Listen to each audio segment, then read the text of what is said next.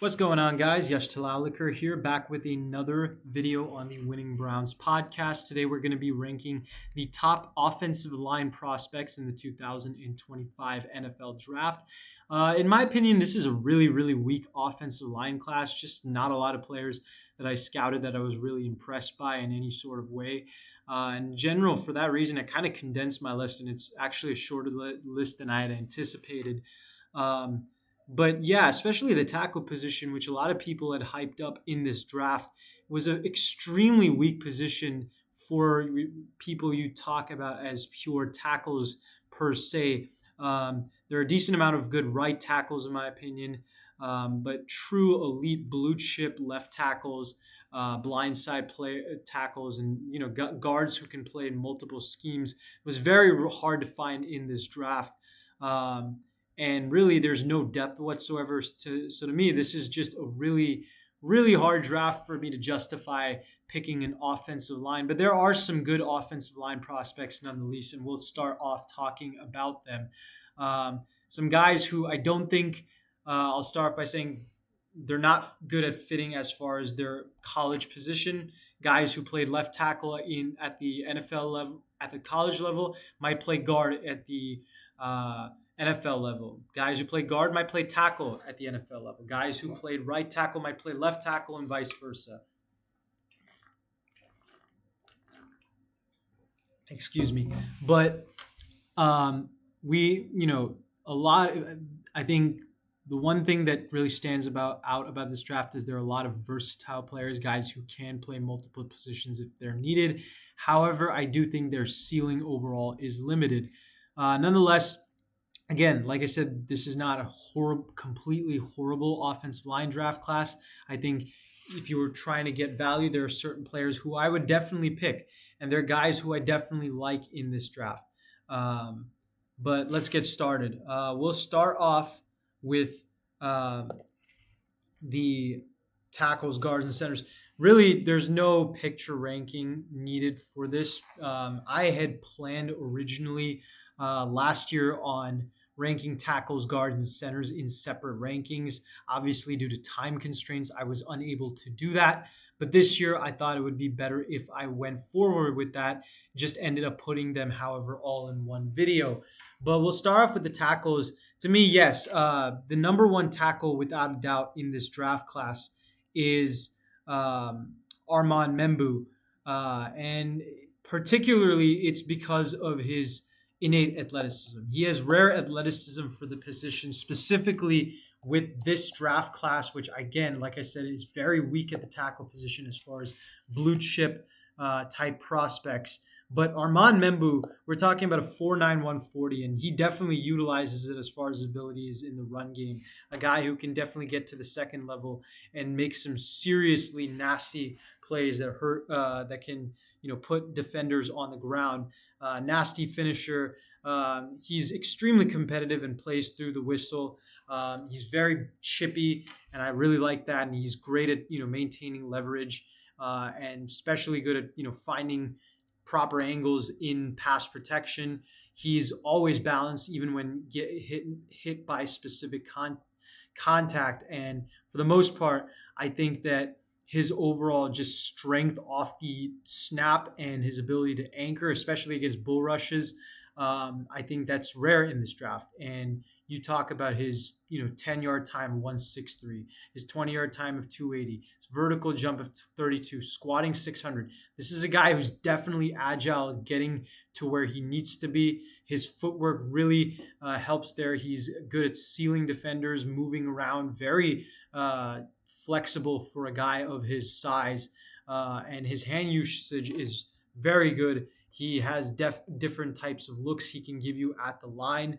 Um, at the end of the day, we're talking about a guy who is 6'4", 332 pounds, and can run like that and has that type of athleticism.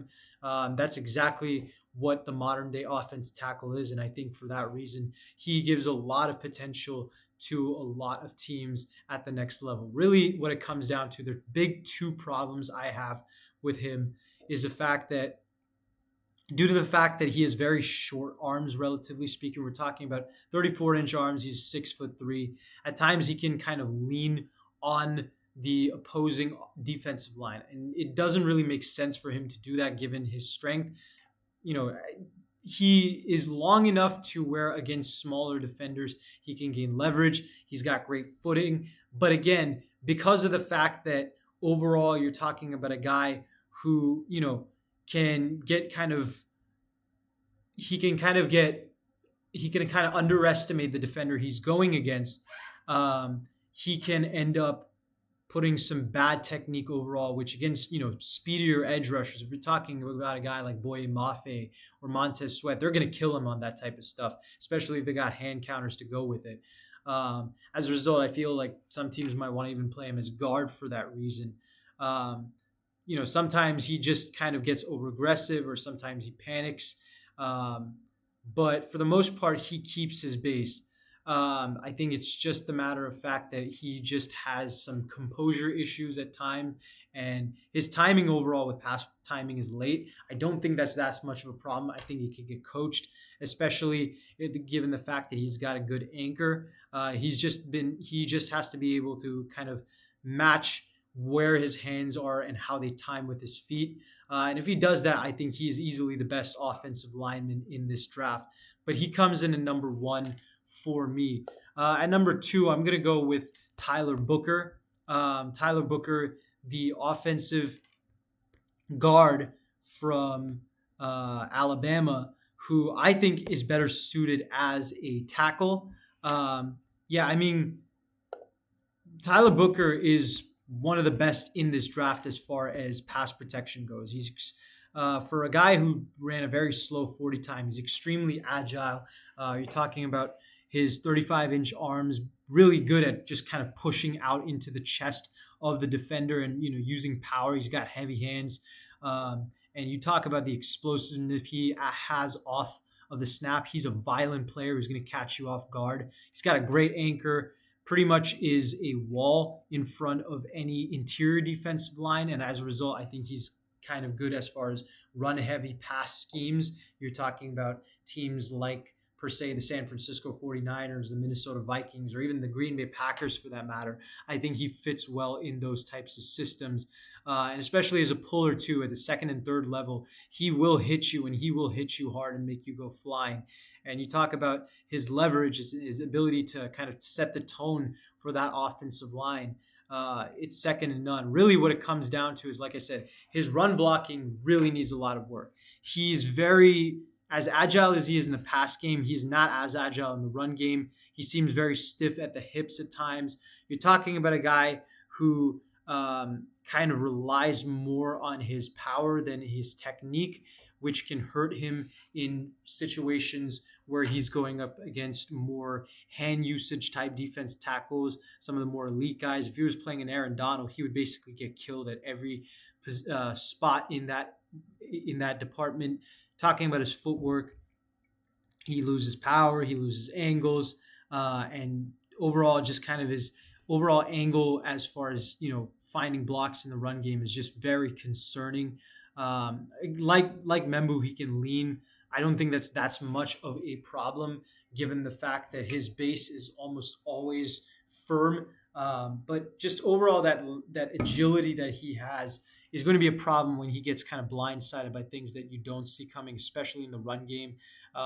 Teams kind of converge on a specific offensive line, and he might be the weak link, especially early on. I think he's a very raw player. He's going to take time to develop, but I do like the potential I see, especially as a pass protector. And that's why I think he's better off suited as a tackle, probably more a right tackle than a left tackle, given his lack of athleticism.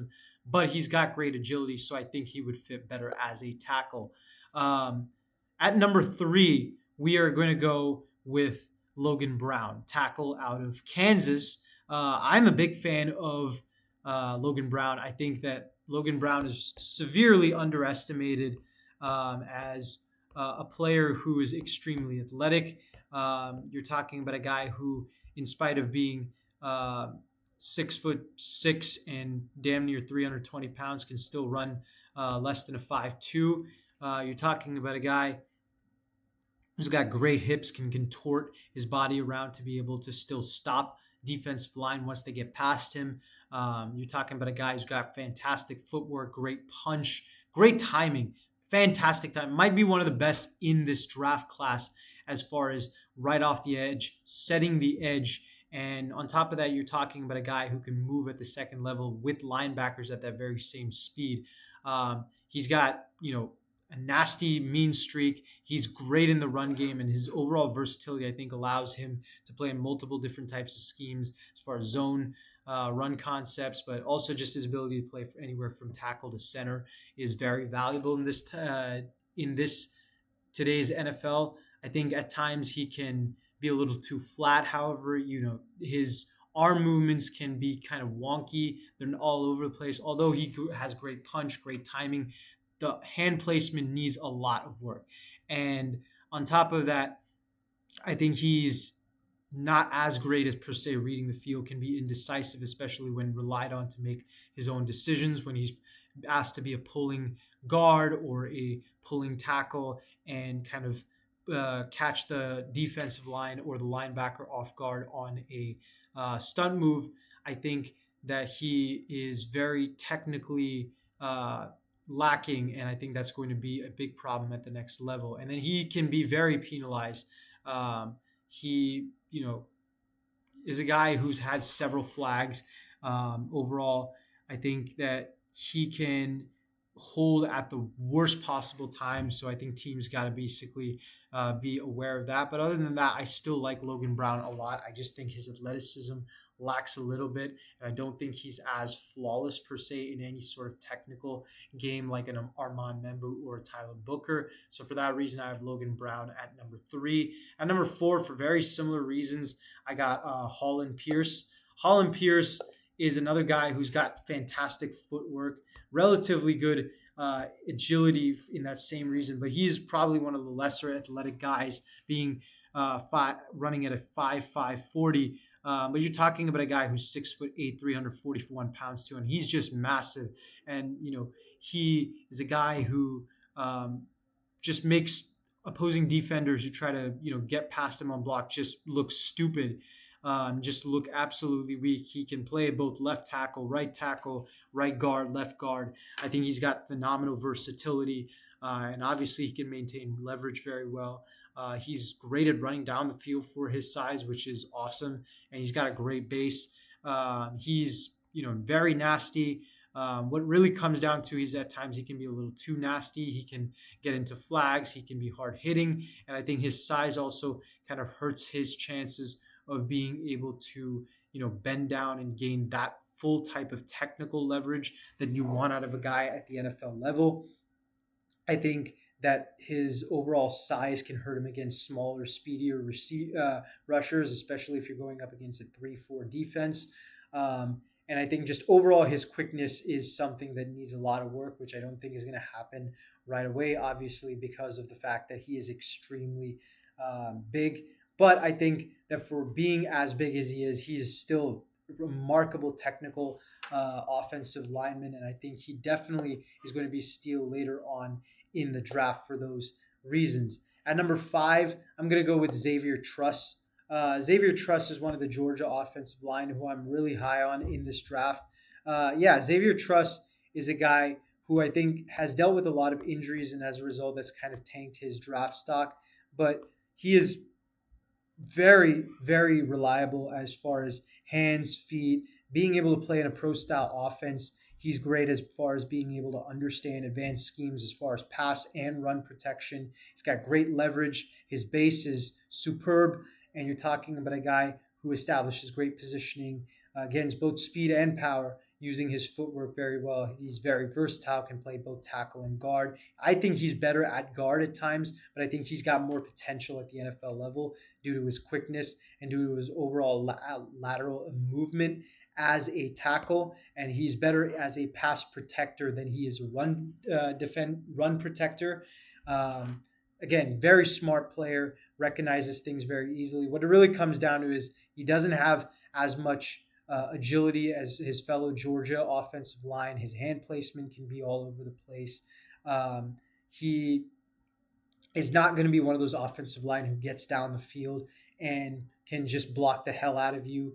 And I think overall, you're talking about a guy who has very inconsistent, very shoddy kind of leverage as far as getting his full footwork down, and I think that could hurt him. But I think he would be great in a power run scheme for those types of abilities. I think he needs to rely on more being a right tackle in a run heavy scheme, similar to what Mike McGlinchey was, maybe just a small version of him. But I do like Xavier Truss, and I think he could very much be a solid starter in the NFL down the line. Um, Moving on, we also got Ariante Emersy and Wyatt Milliam, who I am huge fans of. Um, but I also think that they have a lot of concerning problems involving specifically their base. And we're talking a lot in this case about the likes of um, Alante Irsay, guy who's huge, being 6'6", 331 pounds, but easily loses leverage due to his pad level not always being great. His strike timing is horrible, and his overall stiffness and lack of leverage can lead to balance issues, which are really concerning. However, I do think he's got a great anchor ability, especially against power rushers. He definitely shows his strength in a lot of cases. He's got great heavy hands, great power, and great timing from that angle as far as combo blocks go. So I don't see this being a huge problem.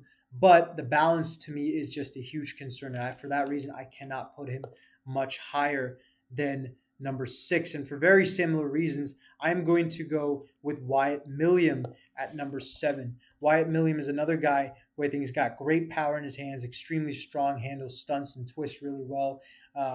Nasty, got great anchor strength against power rushers, great at dropping his hips. He's smart. He has great hand usage, much better than the likes of what's it called, Ursary. And on top of that, you're talking about a guy who has got extremely good agility right off the snap. I think that his leverage overall kind of gives him the advantage over Ursary. However, the reason why I don't think he's going to be as good as Ursary is I think that he is not at all good at the second level. I think his frame causes more issues as far as balance, whereas with Ursary, it's more technical issues, whereas Milliam, it's definitely more trying to overextend and compensate for what he can't get because of a speed rusher kind of dodging him.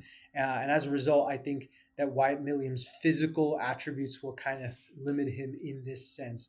The other eighth offensive line who I will add to this list while we are speaking, who definitely I think earns a mention, deserves a mention of some sort because he might be very much a pick in the first round of this draft. But we're going to go with Jonas Savaiena. Sorry, I butchered that name. Joa Savaienea, um, tackle out of Arizona. I'm not a big fan of him. I think he's a great offensive, athletic specimen. I don't think that his production really lines up when it comes to actually producing at the next level. I think Savaiena very much relies on his speed, his linear speed at that. He's extremely tough, strong, great attributes physically, but I just don't think he has anything technically. He's got very tight hips. He's very vulnerable to counter moves, inside especially. You're talking about swim moves. They're going to make him struggle on that end. He doesn't have consistent pad level, especially in the run game. He has anchor issues against bull rushes, which I think is very concerning. He has, base issues against pass protection, which I think are interesting. His agility at times can lead him susceptible to a second or third move. He gets caught off guard by blitzes very easily, and I think that he has a tendency to be used to a pass protection and block like he's in a pass protection. He's got to get over that if he's playing in a more run heavy scheme. And for that reason, I have him at number 8. As for the guards, we are going to, and as for some reason, um, my tab switched. But yes, we are going to go with as far as guards go, yes, so that's where this lot lands up. And then as far as guards go, we are going to go number one is going to be Will Campbell. I think Will Campbell is superb in every aspect as far as power goes.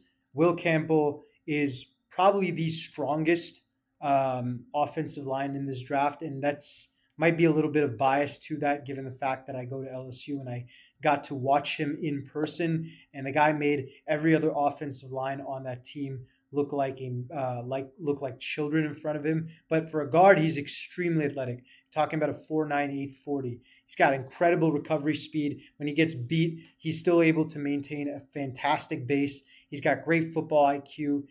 He's able to hold his own even when he's dominated power wise. He's a great technician as far as pass protection goes. He's nasty. He can work really well at the second level. He's got great anchor once he's engaged. He's got great leverage. He bends his knees very well. He can dominate through contact in both run and pass sets. Really, what it comes down to him is obviously the arm length, which as a result, I think is going to hurt his chance at tackle. If he moves into guard, I think he's got much higher potential. He could easily be one of the best guards in the league if they allow him. And we're talking about a guy who, for the most part, his base is pretty good, but when he gets dominated right off the snap, he loses anchor, he loses leverage, and that could hurt him a little bit. I still think he's very good from the sense as far as a guard goes, but I don't think per se he is this guy who for sure wows me, and I would draft him over anybody. But certainly, I think he is the number one guard in this draft. And number two, the guy who might have been in the conversation of that had it not been for so many injuries that he has, that's going to be Donovan Jackson. Great versatility, great at leverage, great at instilling power into the chest of the defender that he's going up against. He's got fantastic core strength. He rivaled some of the best offensive line who's ever played for Ohio State as far as production goes, especially against Michigan. A fantastic game, nasty finishing, great football IQ, great as far as line stuns, twists, as far as pulls. He is great when it comes to just being scheme versatile. His overall grabbing, he doesn't get penalized for it because he's able to grab, very technically sound. But what it can come to is at times he can play a little too tall. His hand placement can be erratic at times, and we're talking about a guy who can be stiff at the hip. For that reason, I think that Donovan Jackson is just a little bit behind Will Campbell in addition to the injuries. If it wasn't for the injuries, I think we'd be talking about a 1A, 1B situation. But otherwise, I have him at number two. At number three, we are going to go with Kelvin Banks. Kelvin Banks is a guy I'm extremely high on from a standpoint of a run blocker. I think his footwork as a pass protector needs a lot of work, but as a run blocker specifically, I think this is a guy who is fundamentally sound, nasty edge. He is a guy who, for his lack of athleticism, more than makes up for it with fantastic IQ, great hand techniques. He can bait a defensive line into places that they don't want to go to. He's got great space. He's got great patience. He is great as far as combination blocks, probably the best in the draft as far as combination blocks go. And like I said, he's got great feet. But what it really comes down to is his arm length is below average, much like Will Campbell. For that reason, I think he's better suited as a guard. He can have balance issues, especially because of his inability to bend as much. And he has hip stiffness. So as a reason, I would be concerned in drafting him, especially in the first round. I would personally draft him in the late second, early third round if I was a team for those reasons. At number four, I'm going to go with Tate Ratledge, a fantastic pass protector, not a great run defender, but a guy who I think really fits in this modern day NFL, especially for pass heavy schemes like the Los Angeles Rams. He is extremely athletic.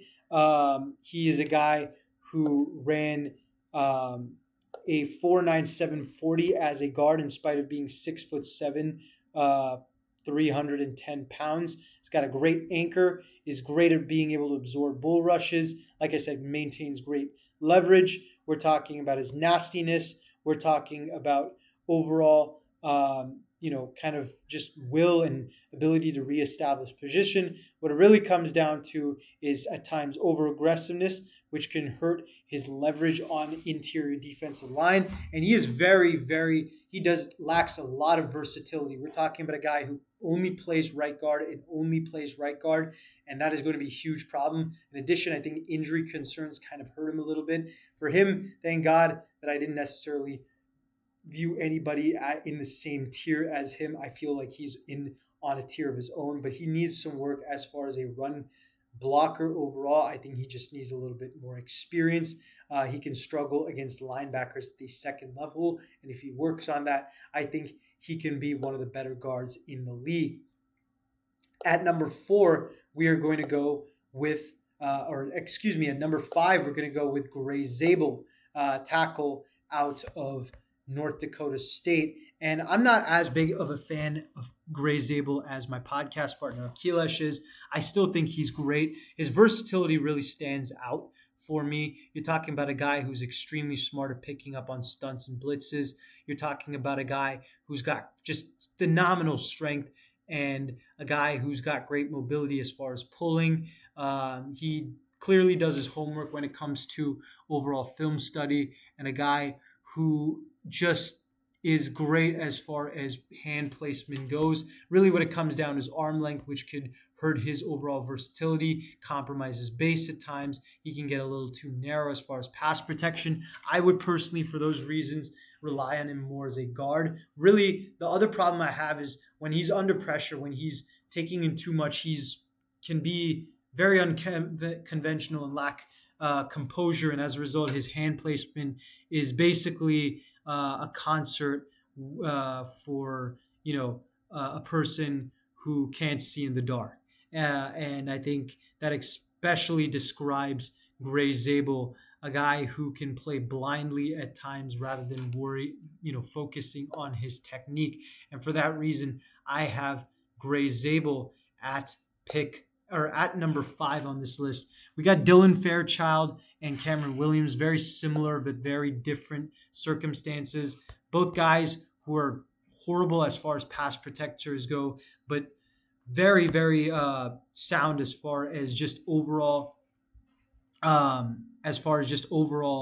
ability to just dominate and show great nastiness as far as the run blocking game.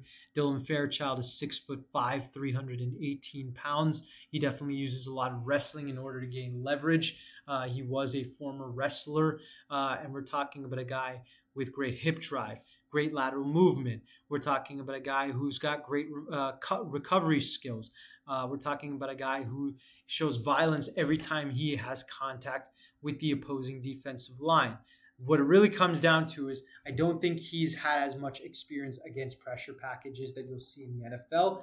I don't think that's a big problem. He can work as long as he's a hard worker. I think that he can, improve on that. That's definitely coachable. What it really more comes down to is he has that tendency of just lunging forward and compromising his base, especially when a defender doesn't go at him, tries to go around him. He can get a little bit over aggressive from that standpoint. And then we're talking about a guy who also still needs to improve his overall hand placement. And for that reason, I think Fairchild very much fits at number 6.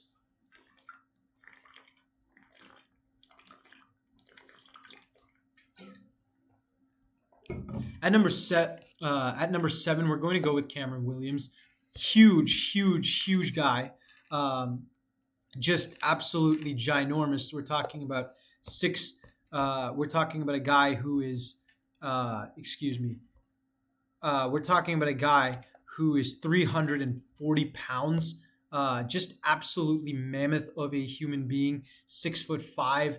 Ran a 5.4 40 time, which is a little bit concerning. I think he's a little slow for his size, But as far as just power and overall ability to just pancake defenders, uh, he's second to none in this draft. He can just move people easily. It's kind of laughable, some of the tapes that you see, how defenders kind of just go flying over the place. He's got quite impressive mobility for size, as far as agility to move to the second level. Really, and for being very young, I think he can even improve. He has more room to grow. What it really comes down to is his overall footwork is extremely sloppy. His hand placement is very sloppy. Overall, just fundamentals, very sloppy. He is a long term project if you are picking at that offensive line position. And for that reason, I would not pick him at number 7, given offensive line is a position that you want more day one type players. Cameron Williams, for that reason, comes in at number 7. 8 and 9, we're going to go with Clay Webb and Willie Lampkin. I'll start off with Clay Webb. Um, Clay Webb, in my opinion, is a guy who is a fantastic pass protector, but not nearly as good as far as um, the run. Excuse me. He's a fantastic run blocker, but not nearly as good as far as a pass protector. And I think that's why he's a little bit lower on the list. I think he's got great balance. I think he's got great leverage. He's a guy who I think can finish through contact. He is a guy who realizes what's around him and reacts accordingly and helps his quarterback a lot, which I was very impressed for a guy who's at the FCS level. Um, Definitely gets lower than he needs to be at times, but I'm really impressed by the lower, by his kind of ability to bend his knees in order to gain leverage. Really, what it comes down to is just things he cannot change. He is lacks the ideal size for an interior offensive line, very short arms, can be a little stiff at times. Really, what it comes down to is that size, which compromises his anchor. But he's got great core strength, and I don't think that's going to be much of a problem as long as being able to just continue to enforce his strength. Willie Lampkin and number 10, Garrett Dellinger, are very much in the same picture as guys who are great run blockers, not entirely great pass protection guys no matter what. They got their balance and leverage issues, but they got pretty strong bases. And they're very moderate, fairly moderate athletes for the offensive guard position. And for that reason, I just didn't see them being any higher than number 9 and 10. But then we go to the centers.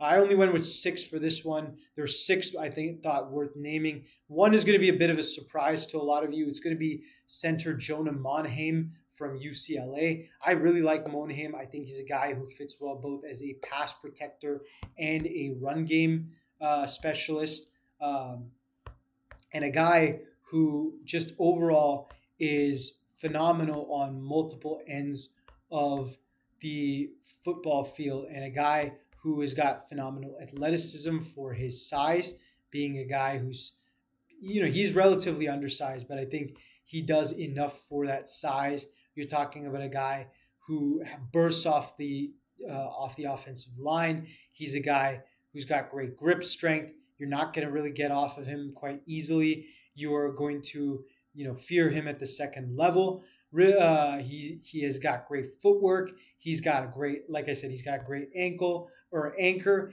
and he's an extremely versatile player. He's played basically all 5 positions, and just absolutely smart player. Really, what it comes down to why it's hard for most people to accept him as a number 1 is because I think his size overall kind of hurts him. Doesn't have this bulk per se of other offensive linemen. He's got very short arms, only 30-inch arms, and is more finesse reliable player than he is a power reliable player, which could be a problem at the next level.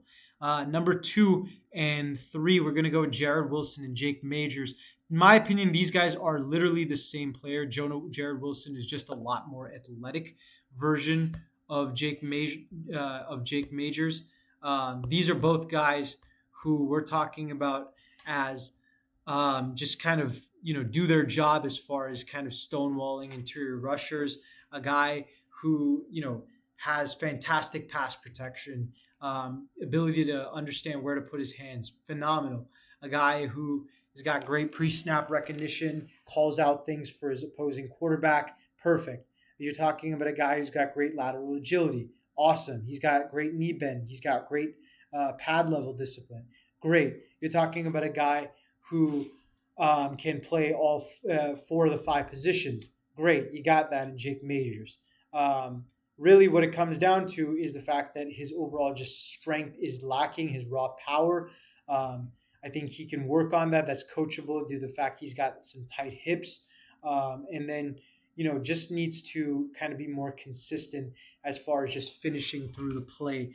But I like Jake Majors. The guy who I like a little bit more than him is Jared Wilson, who's much more athletic, ran a 4.84 40 at the NFL Combine, in spite of being 310, which is nothing short of impressive, especially for a center. Got a guy who's extremely aware of his surroundings, looks around and sees what he needs to and calls it out for the quarterback.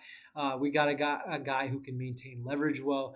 We got a guy who's great as far as skills against stuns, punches, pulls, etc., twists. And you're talking about a guy who has great recovery ability in spite of the fact that he can be knocked off his balance. Really, what it comes down to, though, for Jared Wilson is the fact that he is extremely vulnerable against more speedier, more explosive defensive line at the end, and I think that could hurt him at the next level a lot. It's not just a one-off thing for him; it is a very concerning trade. And for that reason, I cannot have him at number one. And then, as far as, like I said, three is Jake Majors. We talked about Drew Kendall a little bit on the podcast, but as far as Drew Kendall goes, Drew Kendall, I think, is superbly underrated in this draft class. Drew Kendall is someone who, as a center being 299 pounds, he's a little bit undersized and this runs a little bit too slow. But you're talking about a guy who knows his angles well, extremely smart player. He's a guy who knows how to take good care of his body. So I think he will last long into the NFL. Definitely understands defensive fronts really well. You're talking about a guy who can play all 60 minutes with just full energy, and I think that's extremely important. What it really comes down to, however, is I think he's not a three-down player as far as his positional value. I think limits him a little bit. You're talking about a guy who, against wide body nose tackles, can play against statements. He can compromise his base. Obviously, he can get a little too uptight as time goes on. We've seen that several times. He's another guy who has undersized arms, and we need a guy. I think most teams are looking for a guy who doesn't compromise his base, and that's just the case with a lot of offensive line in this draft, and that is especially concerning. And then at 5, we got Seth McLaughlin. Seth McLaughlin has been a veteran for Ohio State, and I think he is pretty solid at that role overall. We're talking about a guy who technically sound is fantastic. Again, 5'2", 40. We're talking about a guy whose mental capacity is just absolutely surgical. We're talking about a guy who, as a technician, who is great at creating displacement and kind of aggression at the worst possible times for a defender. He is a guy who is extremely intelligent, doesn't really go for penalties, doesn't really do any of the extra BS that you get from a lot of offensive line if you're a defensive line. What it comes down to, however, is just the overall kind of thing as far as he has what I call a Winnie the Pooh complex, meaning he'll do whatever it takes to try to fit in a hole that he can't for no rhyme or reason and compromise something even worse. We're talking about a guy who's coming off Achilles injury, and I don't want to be the one addressing the elephant in the room. But as far as Achilles injuries for offensive line, that severely compromises their base. And he is just not great as far as the second level goes, so he's very reliant on his base that way. But yes, Seth McLaughlin comes in at number 5, and then a guy who I mentioned on the NFL Combine video that would be none other than Luke Condra, an athletic freak who kind of disappointed, but he's a great drive blocker. He's got great agility. He is a brick wall as far as pass protection goes. Only allowed one sack in 24 games. He's got great hand placement, great anchor. He's great as far as pre-snap, great adjustments. I think overall, he's extremely durable. I think he can play a 10-year career even if he doesn't have the best potential. Luke Condra, athletically, it really just comes down to he's not as versatile. His hand placement can kind of be all over the place. When they get past him, he can be susceptible to holding calls. And overall, despite decent test numbers, I think that he didn't show enough to show that he is a three down offensive line, which is definitely not a case for a guy who at times doesn't fit well in within the scheme, especially with that lack of potential relative to his colleagues in this draft. But yes, Luke Condra nonetheless is a very athletic and very raw center prospect who I think has high potential. So I have him at number 6. But that is my offensive line. The tackles, we got Armand Membu, Tyler Booker, Logan Brown, Holland Pierce, Xavier Trust, Ariante Ursi, Wyatt Milliam, Jonas Savaiena. And then as far as the guards go, we got Will Campbell, Donovan Jackson, Keith Banks, Tate Ratledge, Gray Zabel, Dylan Fairchild, and we got Dylan Fairchild, and then we got Cameron Williams, Clay Webb, Willie Lampkin, and Garrett Dellinger. As far as center goes, we got Jonah Monheim, Jared Wilson, Jake Majors, Drew Kendall, Seth McLaughlin, and Luke Condra. And there was one other guy who I definitely did want to mention before we lost track of him, and that is going to be none other than Cooper Mays, who I think is easily one of the more underrated guys in the offensive, who was for a long time, in my opinion, one of the most underrated offensive line in any draft that he was eligible to be in. But his anchor ability just seems to have diminished over time. I think he's not great as far as reestablishing position. Once he gets popped, he kind of plays a little bit shell shocked, and he's got bad medical flags that I think overall can hurt him as far as just a long-term career goes. He's got great technique overall. He's a great knee bender. He wins leverage battles. He's battle tested for a very, very, very long time. He's a quick processor, but those balance issues are still overall just too much to handle. And for that reason, I did not put him on this list, but he was a guy who I've advocated for in the past. That's the reason why he's not on the list. But for now, these are the lists as far as tackles, guards, and centers. Let me know what you guys think in the comments section. Put your guys' own list. I'm really excited to see where some of these offensive line end up, especially Monheim, given how good I think he is at the center position, and Will Campbell, because the LSU, obviously both of us go to LSU. Now he's going to be in the draft. I'm not going to be in the draft, but I will be excited to see where he ends up. Will Campbell, in my opinion, is the best guard. Armand Membu, the best tackle. Jonah Monheim, the best center again. And thank you guys again so much for watching. Please remember to like and subscribe. And until next time, I'll see you guys later. Peace.